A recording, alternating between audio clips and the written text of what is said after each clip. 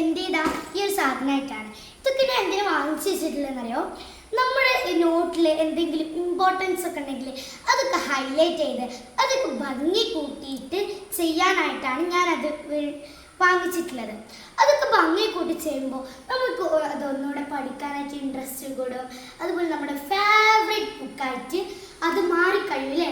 അപ്പോൾ ഞാൻ എന്തൊക്കെയാണ് വാങ്ങിച്ചിട്ടുള്ളത് ഞാൻ നിങ്ങൾക്ക് കാണിച്ചു തരാം. ഫസ്റ്റ് ഞാൻ ഗിൽട്ടർ പെന്ന് വാങ്ങിച്ചിട്ടുണ്ട്, മാർക്കർ വാങ്ങിച്ചിട്ടുണ്ട്, അതുപോലെ കളർ പെൻസ് വാങ്ങിച്ചിട്ടുണ്ട്. പിന്നെ ഇതൊക്കെ എൻ്റെ അടുത്തുള്ളതാണ്. പിന്നെ ഇതെന്താണെന്ന് വെച്ചാൽ ഇതെൻ്റെ ഒരു ഫേവറേറ്റ് ബുക്കാക്കാൻ വേണ്ടിയിട്ടാണ് ഞാൻ ഇത് വാങ്ങിച്ചിട്ടുള്ളത്. ഈ ഇയറിലുള്ള എല്ലാ കാര്യങ്ങളും ഹാപ്പി ആയിട്ട് എഴുതാൻ വാങ്ങിച്ചിട്ടുള്ളത്. കുറച്ചൊക്കെ ഇത് ചെയ്തിട്ടുണ്ട്, ഇനി മുഴുവൻ ചെയ്യണം. അപ്പോൾ ഇത്രയും സാധനങ്ങളാണ് ഞാൻ വാങ്ങിച്ചിട്ടുള്ളത്. എല്ലാ സാധനങ്ങളും വെച്ചിട്ട് എന്ത് ചെയ്യാം, നല്ല ഭംഗി കൂട്ടി ചെയ്താൽ നമുക്കത് എന്ത് ചെയ്യും, പെട്ടെന്ന് കേക്ക് ചെയ്യാൻ കഴിയും. അത് നമ്മുടെ ഫേവറേറ്റ് ബുക്കാക്കാൻ കഴിയും. ഈ സാധനങ്ങൾക്കൊക്കെ ചെറിയ ക്യാഷുള്ളൂ.